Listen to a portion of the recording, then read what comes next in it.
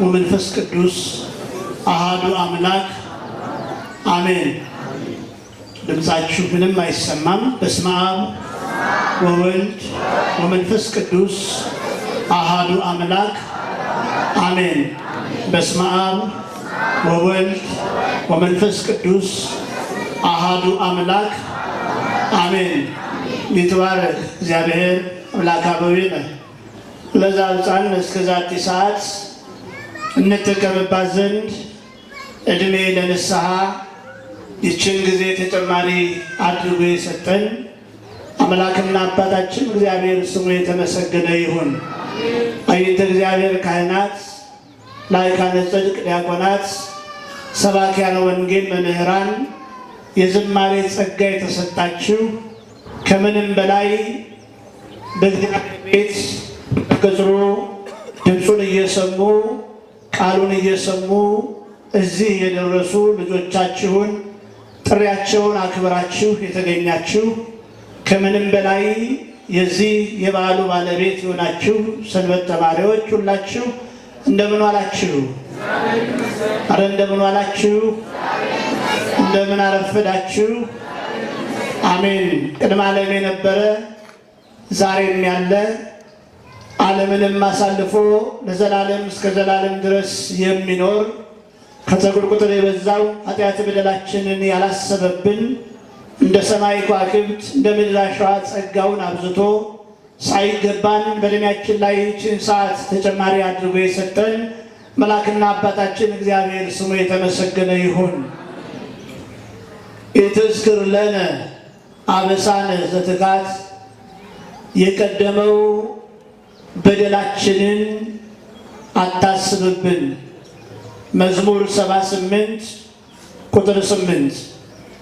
እንደ እግዚአብሔር አምላክ ቅዱስና መልካም ፍቃድ ሌሎች ጉዳዮች ቢኖሩም በመርሃ ግብሩ እግዚአብሔር በተለያየ መንገድ ቢናገርም ዋናው ጉዳያችን በዚህ መልኩ እግዚአብሔር ሲያስተምረን መስማት ነውና ጉባኤው በጸሎት ከተጀመረ ከዘበት ጀምሮ እስካሁን ደቂቃ ሽርፍራፊ ሰከንድ እንኳን ሳናባክን የእግዚአብሔር የሆነውን ከእግዚአብሔር ስንሰማ ቆይተናል።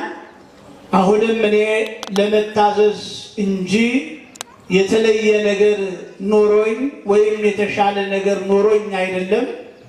ቆሞ በማገልገል በመታዘዝ የሚገኝ በረከት ስላለ ብቻ ነውና የቆምኩት። ነገር ግን ጊዜውን ለእግዚአብሔር ስንሰጥ በተለይ ደግሞ ቃለ እግዚአብሔር ትኩረት ተመስጦ ሐሳብን መሰብሰብ መረጋጋት ይፈልጋልና በእንቅስቃሴ ላይ ያላችሁ በያላችሁበት ቦታ አረፍ በማለት የቆማችሁም ተቀምጣችሁ ማዕድ ስለሆነ የእግዚአብሔርን ድምፅ እንሰማለን። እግዚአብሔር አምላክ ከሁላችን ጋር ይሁን። የወላዲተ አምላክ የማኅደረ መለኮት የቅድስተ ቅዱሳን የድንግል ማርያም አማላጅነት የታላቁ ሰማዕት የቅዱስ መርቆሬዎስ ጸሎት የቀዳሚት ሰንበት በረከት በሁላችን ላይ ይደር።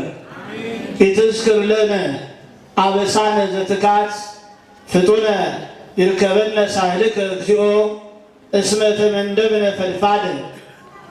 አቤቱ የቀደመው በደላችንን አታስብብን። አቤቱ ይቅርታ ፈጥኖ ይደረግልን፣ እጅግ ተቸግረናልና። እንደ እግዚአብሔር አምላክ ቅዱስና መልካም ፍቃድ ይህን የመጽሐፍ ቅዱስ ክፍል መነሻ አድርገን ሁላችንም እንደምናውቀው እንደምናስታውሰው 2016ን አጠናቀን 2017ን ለመቀበል የቀናት ጊዜያት ብቻ ናቸው የቀሩን። እዚያ ያደረሰን ማን ነው? አልሰማኋችሁም? እኔ እንዲህ ከታዘብኳችሁ ያደረሰን እግዚአብሔር ደግሞ ምን ያህል እንደሚታዘበን እዚያ ያደረሰን ማን ነው? እስኪ ልብላችሁ እግዚአብሔርን አመስግኑ። በደንብ አመስግኑ ሳታቋርጡ፣ እንዳይቋረጥ በደንብ አመስግኑ። በደንብ ሳታቋርጡ እንደማይል ማጨበጨብ አይኑ። እስኪ አሁን ዝም በሉ። በቃ እንዲህ ሆነን ድምፁን እንሰማለን። የሚያስተምረን ማን ነው? የሚናገረን ማን ነው? ምስጢሩን የሚገልጽልን ማን ነው? ማንን ፈልጋችሁ መጣችሁ? ስለተጠየቅን ብቻ ሳይሆን አምነንበት መሆን መቻል አለበት። አሁን ብዙዎቻችን እየተቸገርን ያለነው አንደኛው በእግዚአብሔር ቃል ያለማደጋችን፣ በወንጌል ልንደርስበት የሚገባው ደረጃ ላይ ያለመድረሳችን ምክንያት የምንለው፣ የምናስበው፣ የምንፈልገው፣ የምንጠብቀው ነገር እየተጋጨብን ስለተቸገርን። ብዙ ሰው ይላል፣ ነገር ግን የሆነ ያስበው የፈለገው ነገር ግን ከሌለ ከዚህ ጋር የሚተላለፈው መልእክት የእግዚአብሔር ስለማይመስለው ዝም ብሎ ነው የሚቀመጥ። አንዴ እንድታረጋግጡልኝ ይፈልጋለሁ። የሚያስተምረን ማን ነው? እግዚአብሔር ነው። በመግቢያዬ ላይ እንደገለጽኩት ያው ዛሬ ቀኑ 25 ነው። ከነሐሴ ላይ 5 ቀን ከጳጉሜ ላይ 5 ቀን ብንደምር የቀረን 2016 ልናጠናቅቅ 10 ቀናት ብቻ ነው። ማን ስለፈቀደ እዚህ ደረስን። ይቺ የተሰጠችን ጊዜ ግን በደንብ እንዲገባን ይፈልጋል። ስለ ሰራነው ኃጢአት፣ ስለ መተላለፋችን፣ ስለ እልቢተኝነታችን ከእግዚአብሔር ጋር እንድንኖር ከተሰራልን ሕግ ስለ መውጣታችን የተሰጠን እድል ነው። የንስሐ ጊዜ ነው። ይሁንና ብዙን ጊዜ አይመከርም። በቤተ ክርስቲያን አስተምህሮ ቁጥርን መሰረት ያደረገ ለውጥን ማቀድ አይመከርም። ይሄ ደዌ እስከሚለቀን፣ ከዚህ አስተሳሰብ እስከምንላቀቅ፣ ከዚህ አመለካከት እስከምንወጣ ድረስ ግን ወቅቱን ጠብቀን እኛም ዘመኑን የዋጀ መልእክት እናስተላልፋለን። አዲስ ዓመት ሲመጣ ብዙ የምናቅዳቸው እቅዶች አሉ። እስኪ እኛ ለነገ ለክርስትና የተሻለን ሆነን ለመገኘት የተሰጠችን ዛሬ ናት። ዛሬ ላይ ሆነን ትናንትናችንን እናስብ። ታስታውሱ እንደሆነ የዛሬ ዓመትም በእንደዚህ አይነት ጊዜ ወቅት ላይ ተገናኝተን ነበረ። እግዚአብሔር ግን የሰጡን ዛሬም ለመገናኘት በቅተናል። ይህን ስላደረገ እግዚአብሔር ስሙ የተመሰገነ ይሁን። ስለዚህ ዛሬ የምንነጋገረው የተነሳንበትን መዝሙር 78 ቁጥር 8 ላይ ያለውን ቃል መነሻ አድርገን በአምላክ ዳዊት እግዚአብሔር በገለጠለት እንዲህ ብሏል። በአዲስ ኪዳን የነበረ ሌላ አገልጋይ ሊቀ ሐዋርያት የተባለው ቅዱስ ጴጥሮስ በሌላ መንገድ፣ በሌላ አገላለጽ፣ በሌላ መልኩ ይሄንን ሐሳብ የደገመበትን ክፍል እናነሳለን። ሊቀ ሐዋርያት ቅዱስ ጴጥሮስ በአንደኛ ጴጥሮስ በምዕራፍ 4 ቁጥር 3 ላይ ያለፈው ዘመን ይብቃችሁ ይላል። ተናጋሪዎቹ ማንነታቸው የነበሩበት ዘመን መልእክቱን ያስተላለፉበት መንገድ ቢለያይም ነቢየ እግዚአብሔር ዳዊት ሊቀ ሐዋርያት ቅዱስ ጴጥሮስን ከመንፈስ ቅዱስ የተነሳ እየነገሩን ያለው ተቀራራቢነት ያለው አንድ አይነት መልእክት ነው። መዝሙረኛው ዳዊት ምን አለ? የቀደመው በደላችንን አታስብብን አለ። ኢትዝክር ለነ አበሳነ ዘትካት። ሊቀ ሐዋርያት ቅዱስ ጴጥሮስ ደግሞ ያለፈው ዘመን ይብቃችሁ አለ። ልብ በሉ፣ ሐሳቡ አንድ ነው። የተነገረበት መንገድ ዘመን ተናጋሪዎቹ ናቸው የሚለዩት እንጂ መንፈስ ቅዱስ ስለሆነ ያናገራቸው የተናገሩት እኛ ቀጥለን የምናየውን ጉዳይ ነው። ይህንን ነው መሰረት አድርገን የምንነጋገረው። እግዚአብሔር አምላክ ከሁላችን ጋር ይሁን። ያስተማረን ያለው ማን ነው? ስለዚህ እግዚአብሔር ሲያስተምር የሚያወራ ሊኖር አይገባም። አለቃ አቁመን፣ ተቆጣጣሪ አቁመን፣ ዝም በሉ ማለት አይገባም። ይሄንን ካላወቀ አንድ ሰው ክርስቲያን አይደለም ማለት ነው። በተለይ ደግሞ ዩኒፎርም የለበሳችሁ ልጆች ለሌሎች ምሳሌ ሁኑ፣ አታውሩ። አሁን ጊዜው እግዚአብሔር ሲናገር የምንሰማበት ነው። ከሊቅ እስከ ደቂቅ፣ ከመሪ እስከ ተመሪ፣ ከአገልጋይ እስከ ተገልጋይ፣ ከተማሪ እስከ አስተማሪ ዝም ብሎ የእግዚአብሔርን ድምፅ መከታተል አለበት። እግዚአብሔር አምላክ ከሁላችን ጋር ይሁን። አንድ ነገር ብዬ ወደ ጉዳይ ይገባሉ። እስከ ዛሬ ድረስ የእግዚአብሔርን ቃል ስንሰማ ኖረናል።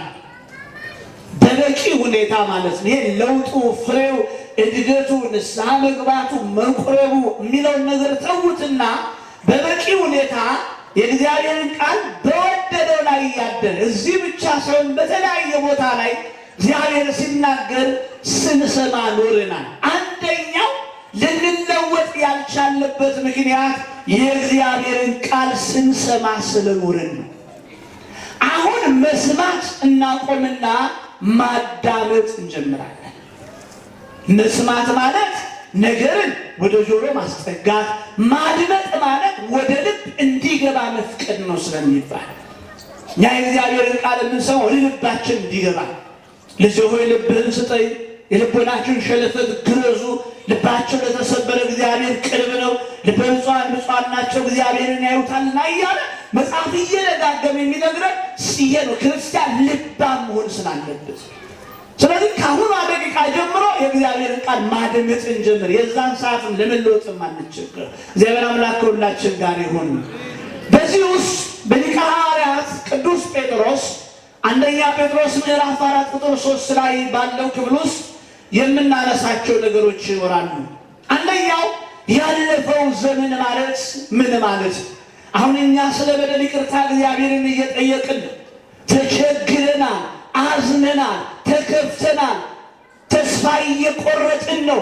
አበቃልን፣ አለቀልን እያልን ነው። የኑሮን ቀንበር መሸከም አቅቶናል። በነገሮች እርግጠኛ መሆን ከብዶናል። እርስ በርስ መተማመን አቅቶናል። ተለያይተናል፣ ተጣልተናል፣ ተበራርተናል። ስለዚህ እረፍት ያስፈልገናል።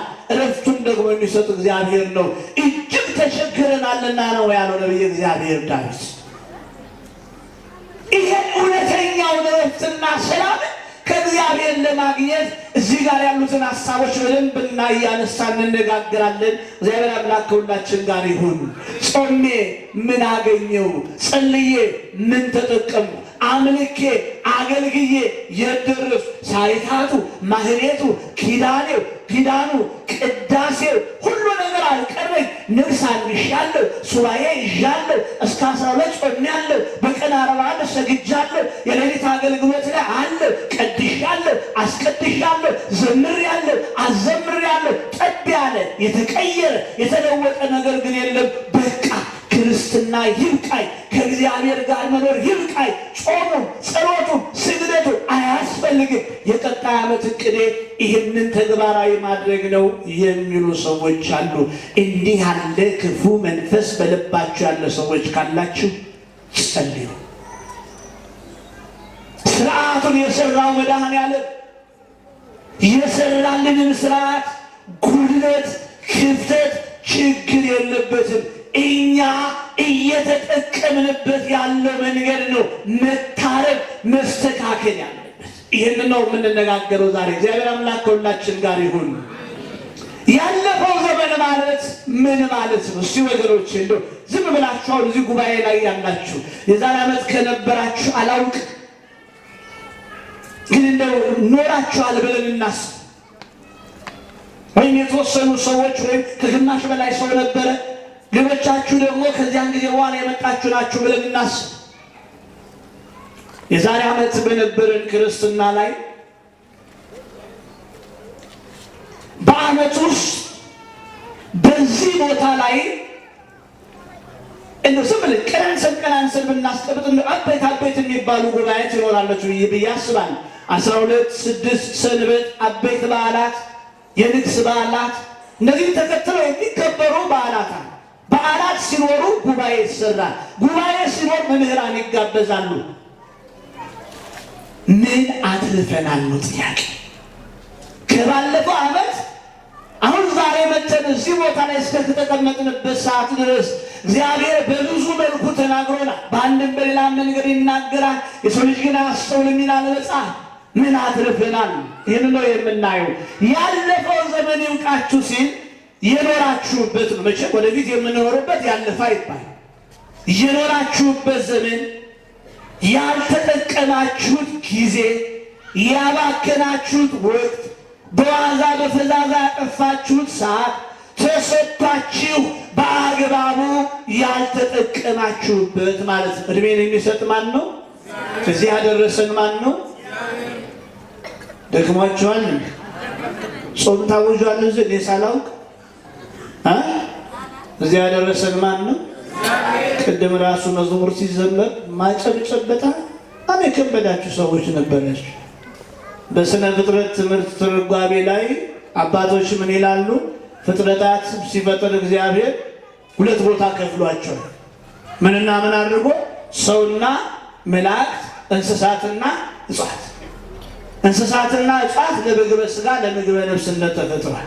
ሰውና መላእክት ደግሞ ስሙን ለመቀደስ መንግስቱን ለመውረስ ተፈጥሯል። የኔና የእናንተ ጉዳይ ዋነኛው እግዚአብሔርን ማመስገን፣ ሲዘመር አብረን መዘመር፣ ስጦታ ሲሰጠን አሜን ብለን መቀበል፣ እንደምን ዋላችሁ ሲባል እግዚአብሔር ይመስገን ማለት፣ ቃሉ በሚነገርበት ጊዜ ቦታ መገኘት። ምክንያቱም በነገሮች ሁሉ ላይ ስልጣን ያለው ማን ስለሆነ እንድንኖር የፈቀደልን ማን ነው? እንድንኖርም የሚፈቅድልን ማን ነው? ስለዚህ በደንብ ይህንን እያሰብን እንነጋገር። እችን እድል ያላገኙ ሰዎች አሉ ወገኖች። በተለይ አሁን ባለንበት በዚህ በመቅሰፍት ዘመን እችን እድል ያላገኙ ሰዎች አሉ። ዛሬ ጊዜው አስቸጋሪ ነው። ዘመኑ በጣም እየፈጠነ ነው። ጊዜው በጣም እየሮጠ ስልክ ሲደውሉልኝ እዚህ ያሉ አገልጋዮች አቤት ማለበል ስላየደወልነው ከቁስቋም ነው የሰንበት ትምህርት ቤት ዓመታዊ በዓል ነው ብለው ሲሉኝ በጣም ነው የደነገጡት። ምክንያቱም ከመቼው ዓመት እንደሞላው ራሱ ግራ ነው የገባኝ። ለምን ሆነ ብለን ስንጠይቅ አንደኛው የመጨረሻ ዘመን ምልክት ይሄ ነው። ዓመቱ የወር ወሩ የሳምንት ሳምንቱ የቀን ቀኑ የሰዓት ሰዓቱ የደቂቃ ደቂቃው የሰኮንድ ያህል ይፈጥናል። ከሸማኔ ወርወሪያ ከጥቅሻ ይልቅ ይፈጥናል ይላል። ምን ሰርተናል እኔና እናንተ? በሕይወታችን ይቅርታ የሌላቸው የማይራሩልን ሁለት ነገሮች አሉ። አንደኛው ጊዜ ነው፣ ከሄደ የማይመለስ። ሁለተኛው ሞት ነው፣ ከመጣ የማይመለስ። ምን ያህላችን እነዚህን ነገሮች እንፈራቸዋለን?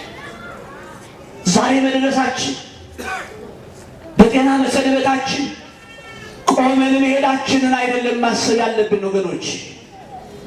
ድንገት ነው ለእግዚአብሔር የምንሄደው ያለምንም ዝግጅት።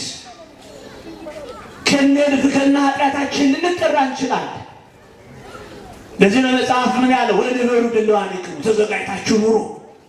ነገሮች ምን እንደሚያበቁ መቼ ነገሮች እንደሚያቆሙ አታውቁም ነው ያለው። ስለዚህ ባለፈው ዘመን እኛውን በጣም ወደ ኋላ አልለጠጥነው። ወደ 15 እንደገና ወደ 14 አልሄድን። በዚህ በ2016 ያለፈው ዘመን ብለን የኖራችሁበት ዘመን፣ ያልተጠቀማችሁበት ጊዜ፣ ያባከናችሁት ወቅት፣ በዋዛ ፈሳዛ ያጠፋችሁት ሰዓት ተሰጥቷችሁ በአግባቡ ያልኖራችሁት ማለት ነው። ያለፈው ዘመን ይብቃችሁ ስላለ ሊቀ ሐዋርያት ቅዱስ ጴጥሮስ ይብቃችሁ የተባለው ምንድን ነው?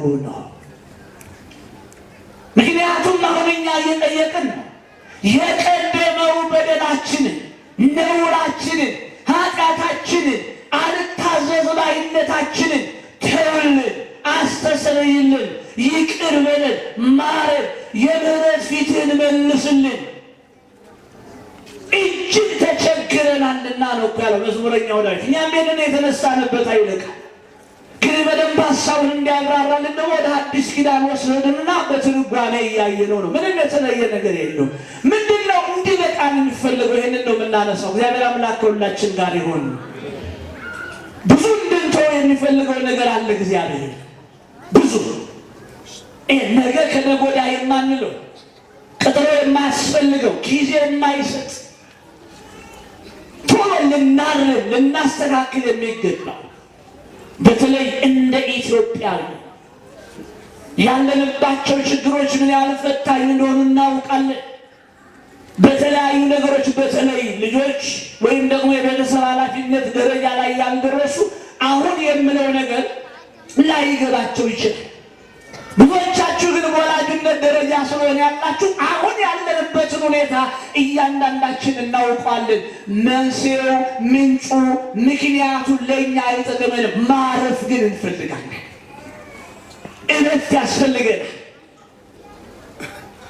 ከምናማርርበት ይልቅ የምናመሰግንበት ነገር ሚዛን እንዲደፋ፣ ተስፋ ከምንቆርጥበት ነገር ይልቅ ተስፋችን የሚለመልምበት ነገር እንዲጨምር፣ አበቃልን አለቀልን ከምንለው ጉዳይ በላይ እግዚአብሔር አለ፣ እሱ እስካለ ምንም አልሆንም፣ እንደ ጨለማ አይቀርም፣ ይሄ ነገር ይቀየራል፣ እኛ ብቻ ወደ እግዚአብሔር እንመለስ የሚል የእምነት እውቀት ሊኖረን ይገባል። አለበለዚያ ግን ኮሽ ባለ ቁጥር ስንከፋ፣ ነገሮች በከበዱን ቁጥር ተስፋ ስንቆርጥ የእግዚአብሔር መሆናችን እንረሳለን። ተስፋ ማስቆረጥ ደግሞ የዲያብሎስ እሱ ተስፋ ያስቆርጣል። ሰዎች ተስፋ ያስቆርጣሉ። ዓለም ተስፋ ያስቆርጣል። ጊዜው ተስፋ ያስቆርጣል። ወቅቱ ተስፋ ያስቆርጣል። በዚህ ውስጥ በእግዚአብሔር ቤት በመገኘት ተስፋ የሚቀጥለውን እግዚአብሔርን ሸክምን የሚያቅል መስቀልን የሚሰጥ የሚሸከም የሚያሳርፍ እግዚአብሔርን መከተል፣ ማምለክ፣ ማገልገል አሁን ባለንበት ዘመን ወገኖቼ ምን አማራጭ ሳይሆን ምርጫ። ይህን ለማድረግ ግን ሲነግረን እናድምጥ። ያለፈው ዘመን ይብቃችሁ ያለን ምንድን ነው? ለምን ማረፍ እንፈልጋለን ብለናል። የቀደመው ነገራችንን ተውልን፣ አታስብብን፣ በደል አድርጋ አትቁጠርብን። ቀጠልና ምን አለን? ይቅርታ ፈጥኖ ይደረግልን። እንደ መጽሐፍ የሚለው እኮ እኔ የቅርብ አምላክ እንጂ የሩቅ አምላክ አይደለሁም ነው። እግዚአብሔር እኮ ሩቅ አይደለም። ሳንለምነው የሚያስፈልገንን ነገር አውቆ የሚሰጠን አምላክ ነው የምናመልከው ወገኖች።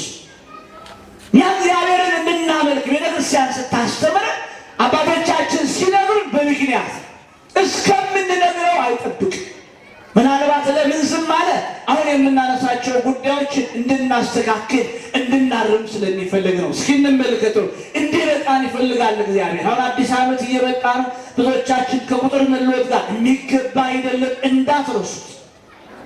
አዲስ ዓመት ሲመጣ ይሄን እሰራለሁ፣ ይሄን ጥላለሁ፣ ይሄን አነሳለሁ፣ ከኃጢአት ርቃለሁ፣ ንስሐ እገባለሁ፣ ንስሐ ከገባው ከቁርባን ርቄያለሁ፣ ወደ ቅዱስ ቁርባን እቀርባለሁ የምንለው አስተሳሰብ እንደ ክርስትና ልክ ነው ተብሎ አይደለም። ወንጌል እስከሚገባን የመዳን ቀን መቼ ነው የሚለው ነገር በደንብ እስከምንረዳ ድረስ ቤተክርስቲያን ምን ታደርጋለች? እንደ ወቅቱ፣ እንደ ጊዜው፣ እንደ መረዳታችን መልእክት ታስተላልፋለች። የመዳን ቀን መቼ ነው? አልሰማችሁም? አሁን ነው። አንደኛ ቆሮንቶስ ምዕራፍ 6 ቁጥር 1 ላይ ስናነብ የመዳን ቀን ዛሬ ነው አይልም። መቼ ነው የሚለው? አሁን ነው። የኔና እናንተ ጊዜ እኮ አሁን ነው። አንድ እኮ ከዚህ በፊት ደግመን ደጋግመን ዛሬ ወይም ነገ ወደዚያ ከተማ እንሄዳለን። በዚህ ፈንታ ግን እግዚአብሔር ቢፈቅድ ብንኖር ይህን እናለን እናደርጋለን ልትሉ ይገባችኋል አለ። ማን ቢፈቅድ አለ? እግዚአብሔር ቢፈቅድ ብቻ። የደረስነው ማን ስለፈቀደልን ነው? ማን ድል ስለሰጠን ነው? እግዚአብሔር ስሙ የተመሰገነ ይሁን። ስለዚህ ይብቃችሁ የተባለው ምንድን ነው? በጣም እንጓጓለን፣ እንናፍቃለን፣ እንጣደፋለን። ሰዓቱ ላልደርስ ሊለን ይችላል። ቃለ እግዚአብሔር ለመስማት ጉባኤ ለመታደም ከዚህ ውጭ ደግሞ ወደ ዋነኛው የቤተ መቅደስ አገልግሎት ላይ ለመሳተፍ ለማስቀደስ ከበረታን ደግሞ የሌሊቱ አገልግሎት ላይ ከካህናት ከዲያቆናት ጋር አብረን ሆነን ስብሐተ እግዚአብሔር ለማድረስ እንጣደፍ ይሆናል። ስህተት ነው አልተባለም፣ ልክ አይደለም አልተባለም። ቁም ነገሩ ግን በዚህ ብቻ መወሰን የለብንም ነው። በመስማት ብቻ የተመላለሳችሁበት ዘመን ይብቃችሁ ነው። የተነሳ ነው ምን ብለን ነው? ኢትዝክር ለነ አበሳነ ዘትካት፣ የቀደመው በደላችንን አታስብብን። ያንን ቢያስብብን ቢቆጥርብንማ እንኳን አናውቅም ብላችሁ ቁጭ ብላችሁ የምትማሩት እናንተ እንዳዋቂ ሆነን ቆመን እዚህ ጋር እንኳን የምንናገረው እኛ እዚች መድረክ ላይ መቆምም አይገባንም አንችልም ነበር። ነገር ግን ምን አደረገ እግዚአብሔር? እኛን የሚበቀለው በምንድን ነው? በፍቅር ነው። ምክንያቱም መጽሐፍ ምን ስለሚል ሊቀ ሐዋርያት ቅዱስ ጴጥሮስ በአንደኛ ጴጥሮስ ምዕራፍ 3 ቁጥር 9 ላይ ምን ይላል? ለእያንዳንዱ የሚዘገይ የሚመስለው ሁሉ ጌታ ስለ ተስፋ ቃሉ አይዘገይም፣ የበደለ እንዲክስ፣ የቀማ እንዲመልስ፣ ንስሐ የገባ ያልገባ እንዲገባ ስለ እናንተ ይታገሳል። የሚገባን ሆነን ሳይሆን የምናገለግለው በቤተ መቅደስም በቅኔ ማህሌትም በአውደ ምሕረትም ባገኘነው ቦታ ላይ በተሰጠን ስልጣንና ጸጋ የምናገለግለው የሚገባን ሆነን ሳይሆን መልእክቱ እኛም እየሰማን ትውልዱም እንዲሰማ እኛም ድነን ሌሎችም እንዲድኑ ምክንያት ስለሚፈልግ ብቻ ነው። እግዚአብሔር ብቁ ሆነን ተችሎን አይደለም። ስለዚህ የመጀመሪያው ይብቃችሁ የተባልነው በመስማት የተመላለስንበት ዘመን ነው። ሁለተኛው ደግሞ በመስማት ብቻ መመላለስ ካለ ለውጥ የለም። ሁለተኛው ደግሞ እንዲበቃን የሚፈልገው እግዚአብሔር ያለ ለውጥ መግባት መውጣት፣ ያለ ለውጥ የኖራችሁበት ጊዜ፣ ያለ ለውጥ ያባከናችሁት ጊዜ። አሁን አንዳንድ ሰዎች ልክ እዚህ ወቅት ላይ ያቅዳል። አዲስ ዓመት ሲመጣ መቼም የማያቅድ የለም። ራሱ የተለያዩ ሬዲዮ ጣቢያዎች ላይ እንኳን ብታዩ ፕሮግራሞች ይዘጋጃሉ። አዲስ ዓመት እየመጣ ነው እያሉ ቃለ መጠይቅ ያደርጋሉ። በስልክም በአካል መንገድ ላይ እያቆሙ ይጠይቃል። አዲስ ዓመት እየመጣ ነው፣ ምን አቅደሻል? ምን አቅደዋል? ምን አቅዳቸዋል? ያሉ ይጠይቃል። ሁልጊዜ የተለመደ ስለሆነ በዚህ አቅድ ውስጥ ግን ሰዎች ሲያቅዱ፣ በተለይ ክርስቲያን ሲያቅድ አንደኛ በእቅድ ውስጥ ምን ማስቀደም እንዳለበት እናነሳለን። በእቅድ ውስጥ ደግሞ ማን መቅደም እንዳለበትን ማወቅ አለበት። ዝም ብሎ ማቀድ ስሜት ነው የሚሆነው። ስለዚህ ይህንን ወቅት ጠብቀን ይህን ያነሳነው ለዚህ። ሁለተኛው ያለ ለውጥ የኖራችሁበት ዘመን ነው። በመስማት ብቻ የተመላለሳችሁበት ይብቃ ካለ በኋላ በመስማት ብቻ በመመላለስ ውስጥ ደግሞ ለውጥ የለም። ያለ ለውጥ መኖር የለባችሁም ነው። ይሄ በአንድ ጀንበር የሚመጣ አይደለም። ምናምን እኛ እያወራን ያለ ነው፣ እየከለስን ያለ ነው፣ እየገመገምን ያለ ነው። የባለፈው ዓመት 2015 እስካሁን 2016 ያለው የአንድ ዓመት ጉዞ፣ አንድ ዓመት ደግሞ በጣም ብዙ ነው። ቅድም በነገርኳችሁ ስሌት እንኳን ብናየው እዚህ ቦታ ላይ በሚደረገው ጉባኤ ላይ ብቻ በአቤት ጉባኤ ብቻ ብናስበው እግዚአብሔር ብዙ ነገር ነግሮናል። ብዙ ነገር ከአቅማችን በላይ ዘርዝረን ሰፍረን መዝነን ለክተን ከማንጨርሰው በላይ ነግሮናል። ስለዚህ ምንድነው እንዲበቃችሁ ይገባል ያለው ሊቀ ሐዋርያት ቅዱስ ጴጥሮስ ያለ ለውጥ የኖራችሁበት ዘመን ነው። ሶስተኛው ያለ ንስሐ ያባከናችሁት ጊዜ ይብቃ። ንሽ ነው ንስሐ የምንገባው? ይቅር እንግባ። ንስሐ ስለ መግባት የምናስበው መቼ አስባችሁታል? ይህን ጉዳይ ከዛሬ ዓመትም አንስተነው ነበር። ግን አሁንም ድረስ ማሰብ ማቀድ በሕይወት እቅዳቸው ውስጥ አንደኛው አካል ነው ብለው ማሰብ መጀመሪያ ያቃታቸው ሰዎች ዓመት እኮ ብዙ ነው ወገኖች። ስለዚህ ሶስተኛው እንዲበቃን የሚፈለገው ነገር ምንድን ነው? ያለ ንስሐ የሚሰምር መስዋዕት የለም። ይሄ እናንተን ብቻ እኛንም ይመለከታል።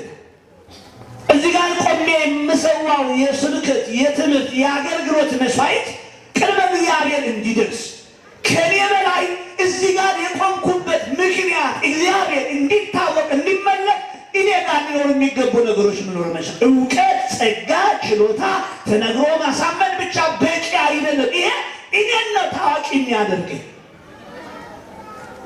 አገልግሎታችን ንስሐ ሊኖረው ይገባል። ስለዚህ ይብቃችሁ የተባለው ሌላው ጉዳይ ያለ ንስሐ። ምክንያቱም መጽሐፍ እንዳለው በመጽሐፍ ቅዱስም ስናነብ እንደምናገኘው መጥምቀ መለኮት ዮሐንስ ሕዝቡን ለክርስቶስ ሲያዘጋጅ ርዕሱ ምንድን ነበር? እግዚአብሔር መንግሥት ቀርባለችና ንስሐ ግቡ።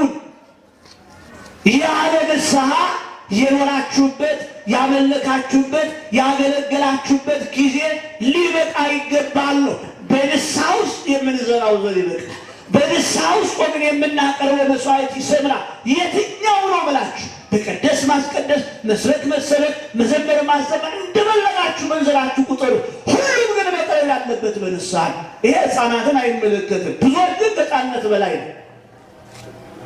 የንስሐ ሕይወት ያስፈልገናል። ሊበቃችሁ ይገባል ስላለ ቅድም እናንተ እንደመሰከራችሁት የተሰጠችን ጊዜ ይችላል። ትናንትና ያየነው ሰው ዛሬ ለአፈር የሚበቃበት እየሰማችሁ አይደለም? በዘንድሮ ክረምት መሬት እየተናደ በየቀኑ የምንሰማው ዜና አያስፈራ? ይሄን ያህል ሕዝብ አለቀ። ከአንድ ቤተሰብ 4 ሰዎች አለቁ። የገቡበት አልታወቅም። ሰው እንደ ዕቃ ከፍርስራሽ ውስጥ ከድንጋይ ውስጥ ከአፈር ውስጥ ተለቅሞ ሲወጣ አይናችን አላየን? ብዙ ሰዎች በጎርፍ ሲወሰዱ አላየንም? ይሄኛው ታዲያ ልባ አስተዋይ ለሆነ ሰው ምንድን ነው? ማንቂያ ነው። ይሄ እኮ የሆነው ወገኖቼ ጥንቃቄ ስላልተደረገ፣ ሜትሮሎጂ በትክክል መረጃ ስላልሰጠ፣ ወይም ደግሞ ሰው በትክክል ስላልሰማ አይደለም። ይሄ አሁን ያለንበት ዘመን ወደ መጨረሻው መጀመሪያ እየተቃረብን ስለሆነ አምላክ የመምጫው ነገር እርግጥ እየሆነ ስለሆነ የመጨረሻው ዘመን እየቀረበ ስለሆነ ነው። ቅርብ ጊዜ አሁን ከሳምንት በፊት የተጠናቀቀው ኦሎምፒክ ላይ አይታችኋል አይደለም? መክፈቻው ላይ በክርስቶስና በክርስትና ላይ እንዴት ሲዘባበቱ ሲሳለቁ እንደነበረ። ይሄ የሆነ ለምንድን ነው? ይላል ቃሉ በመጨረሻው ዘመን ብዙዎች የአጋንንትን ትምህርት እያደመጡ ሃይማኖታቸውን ይለውጣሉ። የአጋንንት መጠቀሚያ ማደሪያ ይሆናሉ። በክርስቶስ ላይ ይነሳሉ የሚል መጽሐፍ ቅዱስ ቃል አለ። ይሄ ተፈጥሯዊ ጉዳይም መጽሐፍ ቅዱስ ላይ አለ። የምድር መናወጥ፣ ጎርፍ፣ ጦርነት፣ ረሃብ፣ ስደት፣ አለመረጋጋት፣ ክደት፣ ኑፋቄ፣ እንቢተኝነት፣ መገዳደል፣ ዘረኝነት፣ አለመኝነት ይሄ ሁሉ የመጨረሻው ዘመን ላይ ይሆናሉ ተብሎ የተጻፈ ነው። ይሄ ነው እየሆነ ያለው ወገኖች። በዚህ ዘመን እግዚአብሔርን መፈለግ ፈልጎ ማግኘት ይገባል። በዚህ ቤት በዚህ ሕይወት ከእግዚአብሔር ጋር መኖር ተራ ነገር አይደለም ወገኖች። ኢትዮጵያ ታማለች ስንል ዝም ብለን አይደለም። ኢትዮጵያ ቆስላለች ብለን ስንል ዝም ብለን አይደለም። ኢትዮጵያን በኢትዮጵያዊነቷ እያየናት አይደለም ብለን ስንል ኢትዮጵያዊ የምንባለው የና እናንተ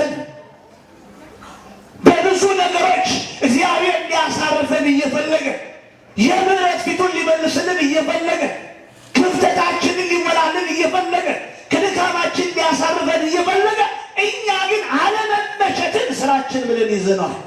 ግን አሁንም እድሉ አለ። እስኪ ወገኖች ራሔል አለቀሰች። ለምን? በፈርዖን ጭፍሮች አስገዳጅነት በማኅፀኗ የነበሩትን ልጆቿን ረግጣ ስለገደለች ስለ ልጆቿ አለቀሰች። እንባም በእጇ ላይ ሞልታ ወደ ሰማይ ረጨች። እግዚአብሔር የራሔልን እንባ ተቀብሎ እስራኤላውያንን ነፃ ወጣ። እንዴት አንድ ራሔል ታጣለች ኢትዮጵያ?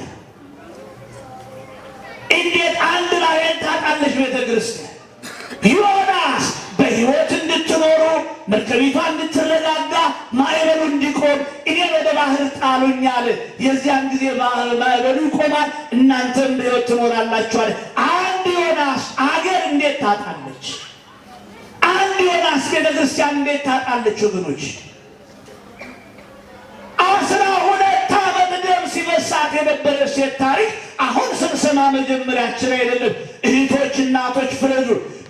በወር ውስጥ የሚገጥማችሁ በ7 ቀን ቆይታ ምን ያህል እንደምትሰቃዩ እናውቃለን። እቺ ሴት 12 ዓመት ነው ደም ሲፈሳት የኖረችው። ስለ ክርስቶስ ሰምታ መጣች ይላል። በፊቱ ቆሜ ልታድነኝ ይገባል አለች አይልም። ኃጢአተኛ ነኝ፣ በደለኛ ነኝ፣ ነውረኛ ነኝ፣ ሰምቻለሁ፣ አምናለሁ፣ ድናለሁ፣ ልብሱን ብነካ አለች። ቀስ ብላ ሄደችና የልብሱን ጫፍ ስትነካ የ12 ዓመት ጥያቄዋ መልስ አገኘ። ጌታ ታዲያ ቆም አለና ማን የነካኝ? ደቀ መዛሙርቱ ገና አልበሰሉም ነበርና ምን አሉት? ጌታ ሆይ ይሄ ሁሉ ሕዝብ እየነካ እንዴት ማን የነካኝ ትላለህ አሉት። እርሱ ግን ምን አለ? ሁሉም ቢነኩኝም አንዲት ሴት ግን በእምነት ነክታኛለች አለ።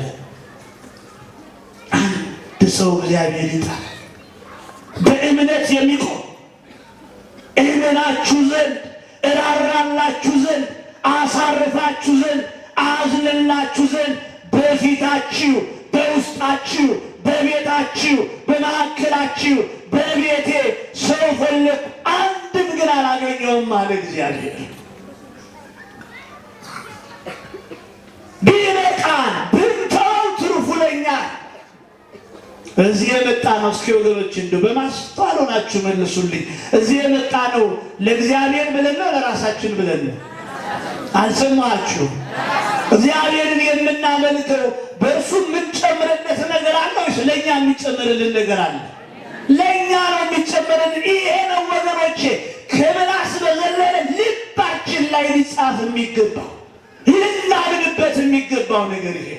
ምንም ነገር የምናደርገው ለራሳችን ብለን ነው። ብናገለግል ለራሳችን፣ ብንቀር የምንቀርብን እኛ፣ ብንዘምር ለእኛ፣ ብንቀድስ ለእኛ፣ ብናስተምር ለእኛ፣ ብንማር ብናገለግል ለራሳችን ነው።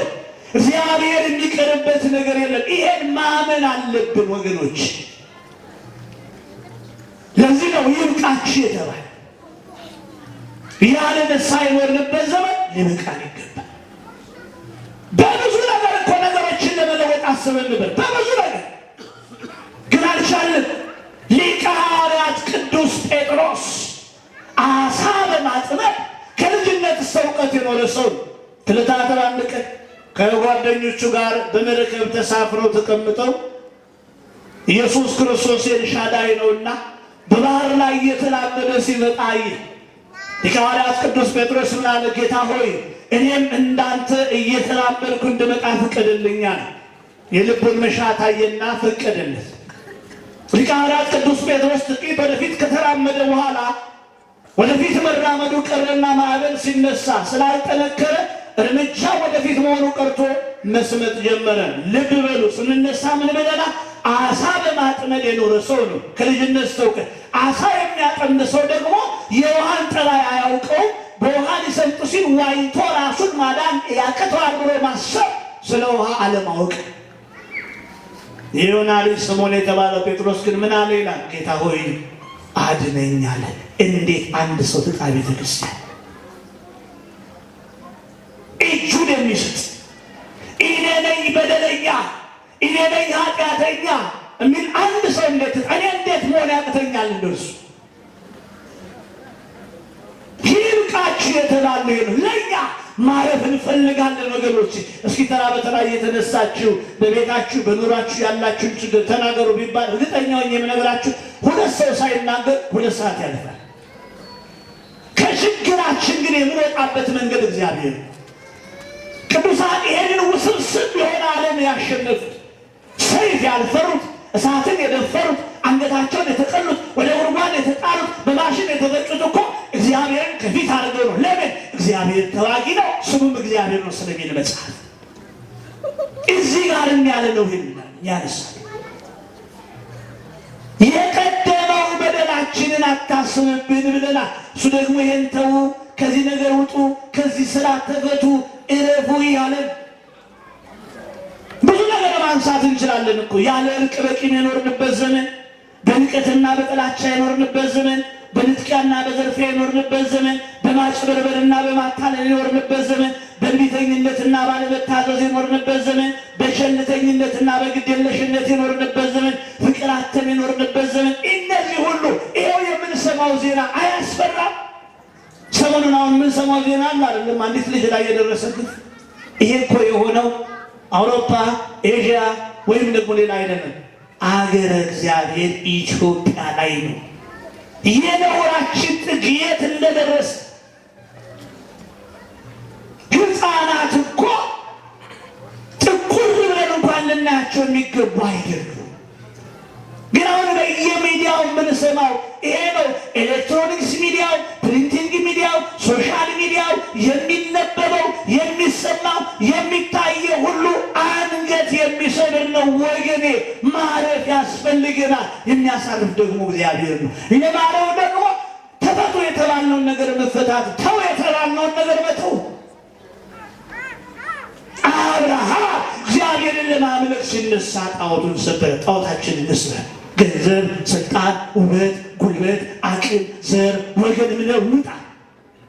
ያዕቆብ ወርቁን ቀበረ። ማቴዎስ መቅረጫውን ጣለ። ጴጥሮስ መረቡን አስቀመጠ። እግዚአብሔርን ፈለጉ፣ አገኙ። እግዚአብሔርን ተጠቀመባቸው፣ ለክብር አበቃቸው። እኛ እግዚአብሔርን ስንከተል መተው የሚገባን ነገር ሁሉ ትተን ለምንድነው ልጆቻችን ወደዚህ የምንለቃቸው? ልጁን ሰንበት ትምህርት ቤት አስገብቶ በመላኩ የተቆጨ ወላጅ ካለ ያልገባው ነገር አለ ማለት ነው። ይኸው አተረፈን እኮ። በዚህ ዕድሜ ላይ ያሉ ወጣቶች የት ነው ያሉት? እስኪ በየሰፈሩ እዩ። አጥሩ ጥግ ጥግ ስር ቁጭ ብለው ስልካቸውን ከፍተው ዋይፋይ ክራክ አድርገው ቁጥሩን አግኝተው ፓስወርዱን አግኝተው በየጥግ ጥግ ስር ቁጭ ብለው ልጆች ምን እየሰሩ ነው ወገኖች? ምንድን ነው የሚያዩት? የኢትዮጵያን ታሪክ፣ የቅዱስ ላሊበላን ታሪክ፣ የቤተ ክርስቲያንን ታሪክ ነው የሚያዩት? የኢትዮጵያን ታሪክ ነው የሚያዩት? አይደለም። ምዕራባውያን የሚሰዱላቸው ስድነት ነው የሚያዩት። ልጆቻችንን እዚህ አመጣን ማለት አተረፍን ማለት ነው። ይሄን በማድረጉ የሚቆጭ ወላጅ ካለ ተሳስቷል። እኛ ያጠፋነውን ልጆቻችን ያስተካክሉ። ቢያንስ እኛ ያልሄድንበትን መንገድ ልጆቻችን ይሂዱ። ይሄን አድርጉ ነው በቃ የሚጠቅመው የሚረባው ልክ የሆነውን ነገር ማድረግ። ሌላው ቀሪ ስለሆነ አሁን እኮ ወገኖች ከላይ ከዘረዘርናቸው ይብቃችሁ ከተባልነው ነገሮች በላይ ምን እንደሚከብድ ታውቃላችሁ? አለመጸጸታችን፣ አለማዘናችን፣ አለመቆጨታችን፣ ለለውጥ አለመነሳታችን፣ ለይቅርታ አለመዘጋጀታችንና ስህተታችንን አለማመናችን እግዚአብሔርን የበለጠ ያሳዝናል። ከጥፋት ሁሉ በላይ ጥፋትን አለማመን ነው። ስህተትን ለማረም አለመዘጋጀት። እስኪ እዚህ ጉባኤ ላይ ያላችሁ ወገኖች፣ አሁን ይህን የእግዚአብሔር ድምፅ እየሰማችሁ ያላችሁ፣ በዙሪያ ያላችሁ፣ እስኪ በዚህ ዓመት ንስሐ ባለመግባታችን፣ ሥጋው ደግሞ ባለመቀበላችን፣ ሰባቱን አጽዋማት ባለመጾማችን፣ ቃለ እግዚአብሔርን ሳንሰማ በመዋላችን የተቆጨን ሰዎች አለን። ይህ ንስሐ ምንም አይመስለንም ወገኖች። ከባድ የሚያደርገው ነገራችንን ይሄንን ነው። እናጠፋለን፣ አጥፍተን አንቆጭ፣ እንሳሳታለን፣ ለማረም አንዘጋጅ። ግን እግዚአብሔር ድንቅ አምላክ ነው። ምን ያደርጋል? ዕድሜ እየሰጠ እየታገሰ። እኔ ወገኖች እግዚአብሔር ትዕግስተኛ አይደለም ብለው ለሚከራከሩ ሰዎች እኔና እናንተ ላይ እያሳየ ያለው ይሄንን ትውልድ እየታገሰበት ያለው መንገድ ከበቂ በላይ የእግዚአብሔርን ትዕግስት ያሳያል። ይሄንን የማይረዱ ሰዎች መጽሐፈ ሲራክ ምዕራፍ 5 ቁጥር 4 ላይ ጌታ አምላክ ለረጅም ጊዜ ይታገሳልና ኃጢአት ሰርቼ ምን ደረሰብኝ አትበል የሚለውን ቃል ንገራቸው።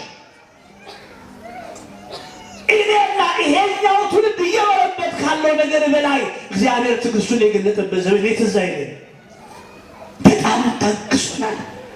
ይሄ ነው በቃኛ ሊገዛን የሚገባው ትዕግስቱ። አላጠፋንም እንደ ስራችን።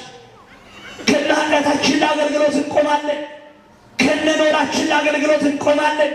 እየበደልን ደም ላብ ዕዳ እጃችን ላይ ኖሮ ለአገልግሎት እንቆማለን። እግዚአብሔር ዝም ለምን? መግደላዊት ማርያም እንኳን 7 አጋንንት በላዩ ላይ የሰለጠኑባት በነበረባት ክፋት በነበረባት ኃጢአት ማህበረሰቡ ያገለላት ሆና ሳለ በስምዖን ቤት በድንግልነት መቀመጡን ሰምታ እንባና ሽቶ ይዛ መጣች። ወደቀች እግሩ ላይ። ስምዖን ግን በልቡ ያማት ነበር። ጌታ ምን አለ? አንተ ወደ ቤት ስገባ ለእግሬ ውሃ ስጠኝ። እቺ ሴት ግን ከታሰረችበት እስራት ትፈታ ዘንድ ከወደቀችበት ትነሳ ዘንድ በእንባና በሽቶ እግሬን ታጥባለች። ብዙዎች የተጸየፋትን እቅፍ አድርጎ አነሳትና እምነትሽ አድኖሻል፣ በሰላም ሂጂ፣ ተፈተሻ፣ ኃጢአትሽ ተሰርዮልሻል። በእግዚአብሔር ቤት ከእግዚአብሔር ጋር መኖር ትርፉ ይሄ ነው። መፍትሄው ምንድን ነው የሚለውን እናነሳለን በጊዜያችን። እግዚአብሔር አምላክ ከሁላችን ጋር ይሁን። ይብቃችሁ ተብለናል። የተጣላን ሰዎች ካለን እንታረቅ። የበደልን ሰዎች ካለን እንካስ። ወገኖቼ ሁለተኛ ዕድል አይስጥ። እኛ እንደምንሞት እንጂ መቼ፣ የት፣ እንዴት፣ በምን እንደምንሞት አናውቅ። እዚህ ያደረሰን ማን ነው? አልሰማኋችሁ? እግዚአብሔር። ሶስት መፍትሄዎችን ነግራችኋለሁ። ማን ይነግረናል? እግዚአብሔር ይነግረናል። ሶስት መፍትሄዎች። አንደኛው ጊዜያችንን በአግባቡ መጠቀም፣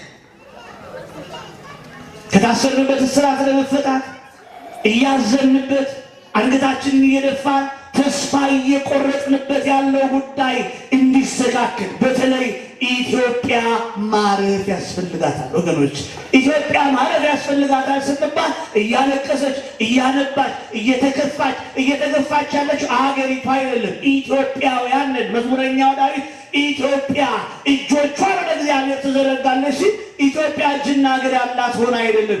ኢትዮጵያ ሲል የሚያወራው ስለ ኢትዮጵያውያን። ከብዙ ነገር ወጥተናል ወገኖች። ግን እግዚአብሔር አሁን ምን እያደረገ ነው? እያስተማረ እድል እየሰጠን፣ ማረጃችን እርሱ እንደሆነ፣ ተስፋችን እሱ እንደሆነ፣ መጽናኛችን እሱ እንደሆነ፣ ጉልበታችን እሱ እንደሆነ ቅዱስ ጳውሎስ ትናንት ከነበረበት ጉዞ ደማስቆ ላይ ተጠርቶ ሸለበቱ ተገርዞ ምርጥ ዕቃ ከሆነ በኋላ ወደፊት የሚጠብቀው ነገር ከባድ ስለሆነ ምን አለ?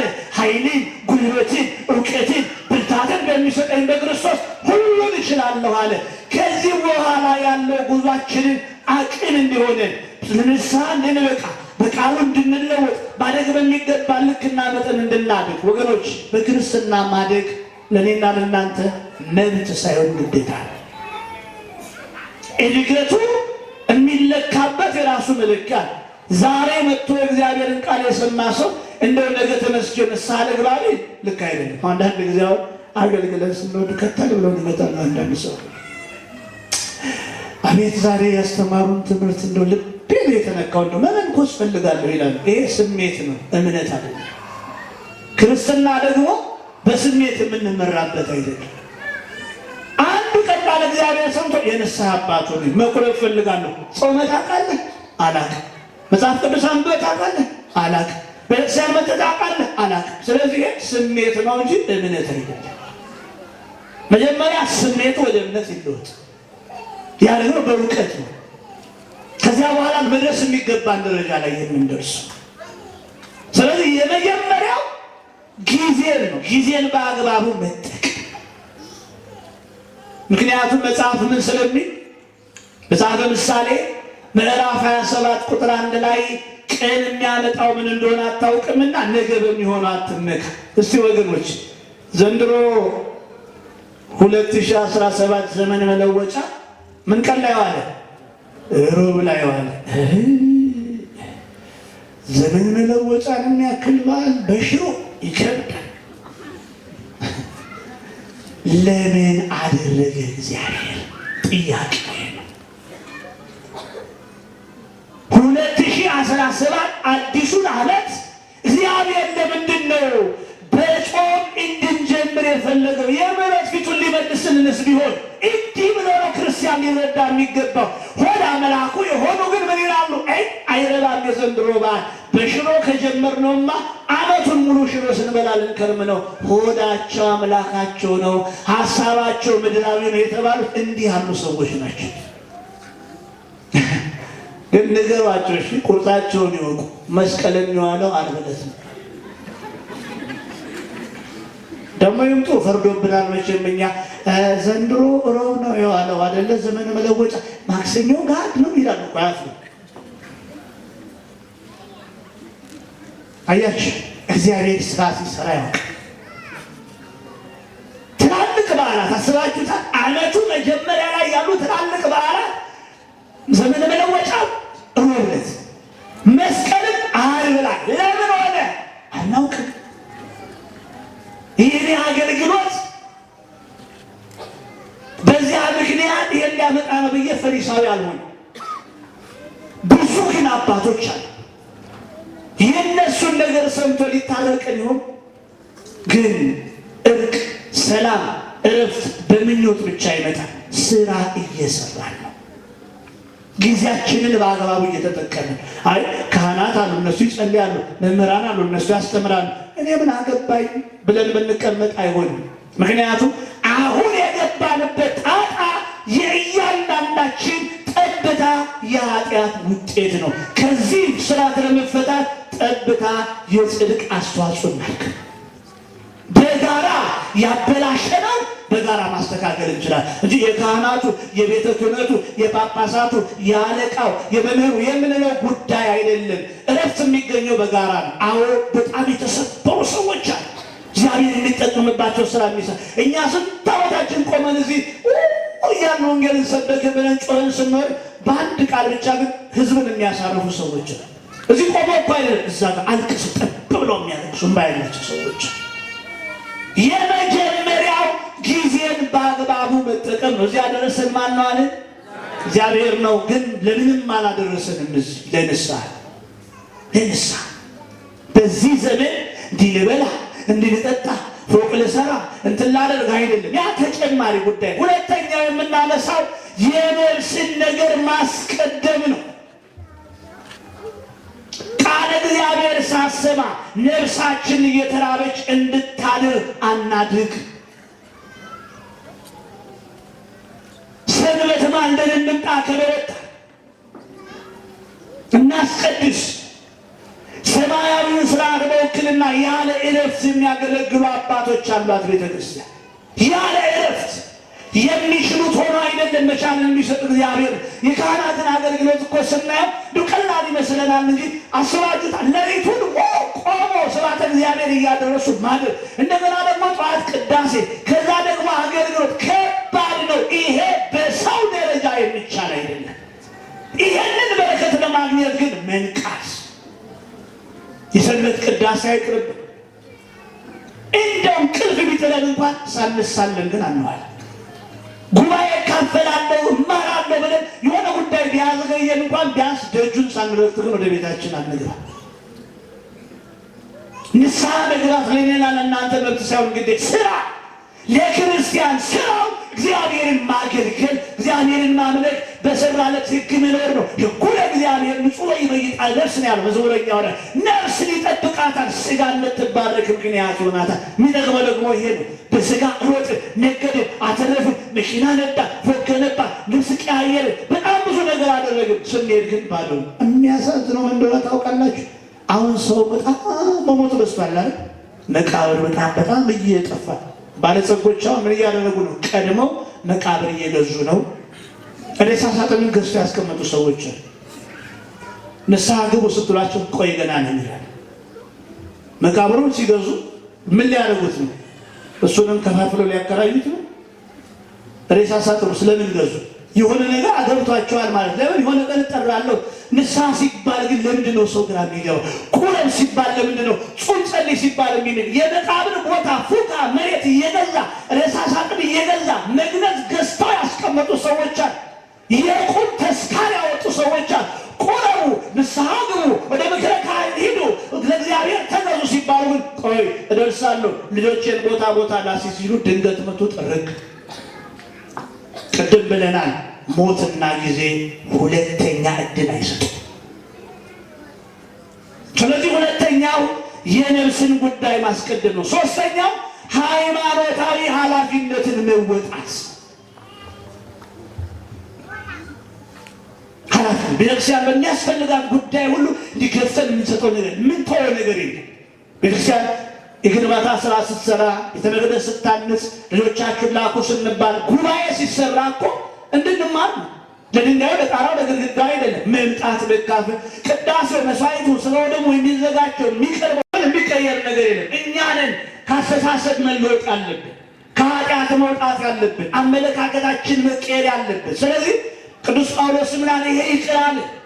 እንደ ትናንት ስትኖሩ፣ እንደ ትናንት ስታስቡ፣ እንደ ትናንት ስትናገሩ፣ ትናንት ስለ ስጋችሁ ብቻ ስትጨነቁ የነበረው አሮጌውን ስብዕና፣ አሮጌውን አስተሳሰብ፣ አሮጌውን አመለካከት ተዉና አዲሱን ስብዕና ልበሱ። አዲሱን ማንነት ክርስቶስን የሚመስለው ስለ እናንተ ዋጋ የተከፈለውን ነው። ማንነትን ምሰሉ፣ ልበሱ፣ ሁሉ ኑሩ ያለን እየነገረን ያለው ቆላስይስ ላይ ያለውን ቃል ይሄ ነው። ኤፌሶን ምዕራፍ 4 ቁጥር 24 ላይ ለእውነትና ለጽድቅ ለቅድስና እንደ እግዚአብሔር ምሳሌ የተፈጠረውን አዲሱን ሰው ልበሷል። እኛን የፈጠረን ማን ነው? አልሰማችሁ? እግዚአብሔር ነው። ኤፌሶን ምዕራፍ 2 ቁጥር 10 ላይ እኛ ፍጥረቱ ነንና መልካሙን ነገር ለማድረግ በክርስቶስ ኢየሱስ ተፈጠርናል። ለኃጢአት፣ ለክፋት፣ ለርኩሰት፣ ለዘረኝነት፣ ለምቀኝነት፣ ለተንኮለኝነት ተፈጠርን አላለም። ለመገዳደል ተፈጠርን አላለም። ለመቀማማት ተፈጠርን አላለም። የተፈጠርነው መልካሙን ነገር ለማድረግ በክርስቶስ ኢየሱስ ተፈጠርን። ባላወቅንበት ዘመን፣ ባልገባን ዘመን፣ የሃይማኖት ምስጢር የክርስትና ትርጉም ባልተረዳንበት ዘመን ስተን፣ አጥፍተን፣ በድለን፣ ቀንተን፣ ገድለን፣ ፍርድ አጓድለን ሊሆን ይችላል። አሁን ግን ከስራታችን እንፈታ የማረፍ ጊዜ ነው። አሁን ወደ እግዚአብሔር መጣን። ቃሉን የሚለን ይህን ስለሆነ ስለዚህ የመጨረሻ የምናደርገው ጥቅስ መዝሙር 102:103 ቁጥር 15 ሰው ዘመኑ እንደ ሳር ነው አለ፣ እንደ ዱር አበባም እንዲሁ ያብባል፣ ነፋስ በነፈሰ ጊዜ ያልፋል። አደይ አበባን የሚተክለው ማን ነው? የሚተክለው አለ። ጊዜውን ጠብቆ ያድጋል አይደለም ራሱ። ከዛ በኋላ እኛ ለተለያየ ጉዳይ እንነቅለዋለን። ከዛ ባንነቅለው ጊዜውን ጠብቆ ያልፋል። እናንተም እንዲህ ናችሁ ነው እያለን ያለው እኮ። ዛሬ አለ ነገ የኛ ለመሆኑ ግን እርግጠኛ አይደለም። እግዚአብሔር የንስሐ ዕድሜ አይከልክለን እንጂ በኋላ ራሱ የኛ ለመሆኑ እርግጠኛ አይደለም። ለዚህ ነው ምን ያልነው? ኢትዝክር ለነ አበሳነ ዘትካት፣ የቀደመው በደላችንን አታስብብን። ከዛ ሊቀ ሐዋርያት ቅዱስ ጴጥሮስ ምን አለ? ያለፈው ዘመን ይብቃችሁ። ማረፍ ስለምንፈልግ ያስተማረን፣ የመከረን፣ የገሰጸን፣ ምስጢሩን የገለጸልን፣ ጉድለታችንን የነገረን፣ ከድካማችን የምንበረታበትን ቃሉን ያስተማረን አምላካችን እግዚአብሔር ስሙ የተመሰገነ ይሁን። የሰማነው የተማርነውን በልቦናችን ያሳድርብን። እኔም ተናጋሪ እናንተም ሰሚ ብቻ ሳትሆኑ ፈጻሚዎች እንድንሆን በቸርነቱ ይርዳን። ከቤተ ክርስቲያን መዘጋት፣ ከካህናት ስደት፣ በኃጢአት ምክንያት ከሚመጣ ቅጣት አምላክ በቸርነቱ ይሰውረን ይሰውራችሁ። እዚህ መጣችሁ ቃሉን ድምፁን እንደሰማችሁ በመንገድ በጎ ወደ ቤት ስትገቡ ቸር ነገር ይቆያችሁ። ወጥቶ ከመቅረት ማቆ ከመሞት ያለ ንስሐ ከመጠራት አግኝቶ ከማጣት ከወዳጅ ጠላት ይሰውረን ይሰውራችሁ። ሀገራችን ኢትዮጵያን ሰላም ያድርግልን። ቤተ ክርስቲያን ሃይማኖታችንን ይጠብቅልን። እነዚህንም ልጆች ወጣቶች አገልጋዮቻችንን እስከ ሕይወታቸው ፍጻሜ በዚህ ቤት በዚህ ሕይወት እንዲጸኑ ያድርግልን። የሰማነውን በልቦናችን ያሳድርብን። ይቆየን።